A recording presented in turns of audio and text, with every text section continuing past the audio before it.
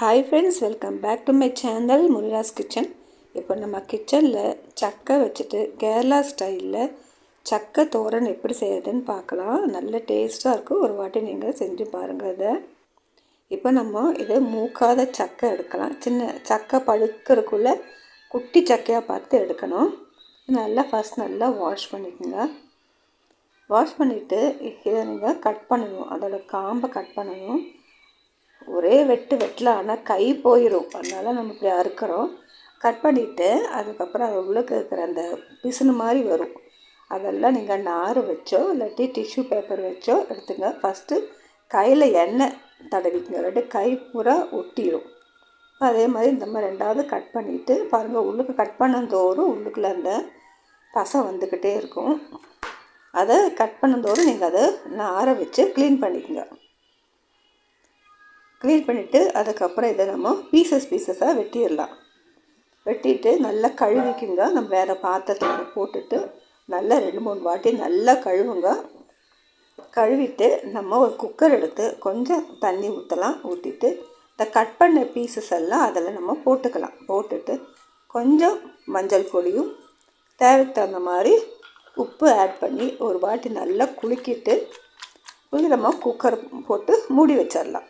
மூடிட்டு ஃபஸ்ட்டு ஒரு கையை நல்லா கழுவிக்க, எண்ணெய் போட்டு நல்லா கழுவிக்கங்க. குக்கரை மூடிட்டு ஒரு 2 விசில் வர வரைக்கும் வெயிட் பண்ணுங்கள்.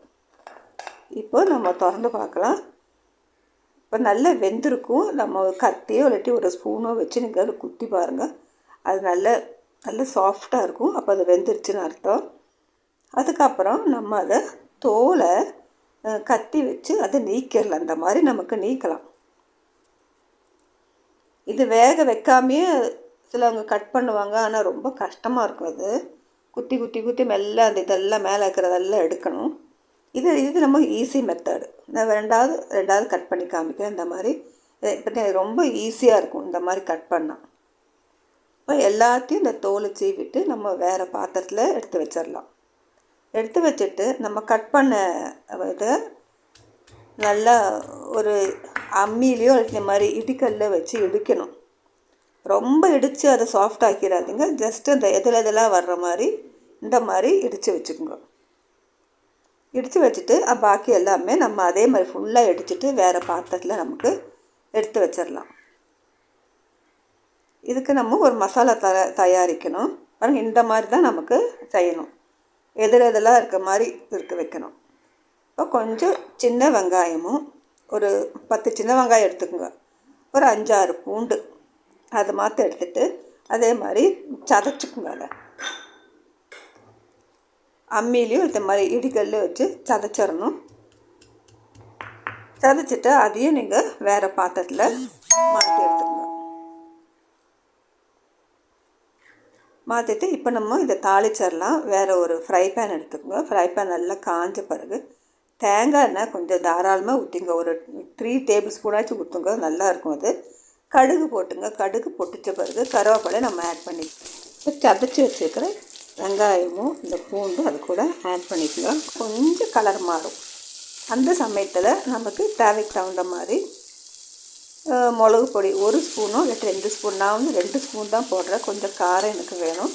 அதனால் 2 ஸ்பூனை மிளகு பொடி போடுறேன். போட்டுட்டு அதை நல்லா சின்ன தீயில் வச்சுக்கோங்க.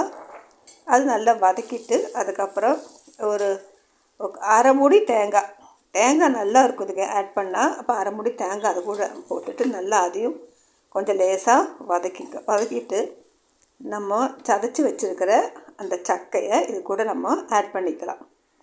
ஆட் பண்ணிவிட்டு நல்லா அது வதக்குங்க. எல்லாம் அந்த மிளகெல்லாம் நல்லா அது கூட எல்லா இடத்துலையும் மிக்ஸ் ஆகிற மாதிரி நல்லா வதக்கிட்டு நம்ம இப்போது ஸ்டவ் ஆஃப் பண்ணிக்கலாம். தேவைக்கு தகுந்த மாதிரி உப்பு நீங்கள் முதல்ல உப்பு போட்டு வேக வச்சுருக்கிறேன். அப்போ தேவைக்கு தகுந்த மாதிரி உப்பு ஆட் பண்ணிக்கோங்க.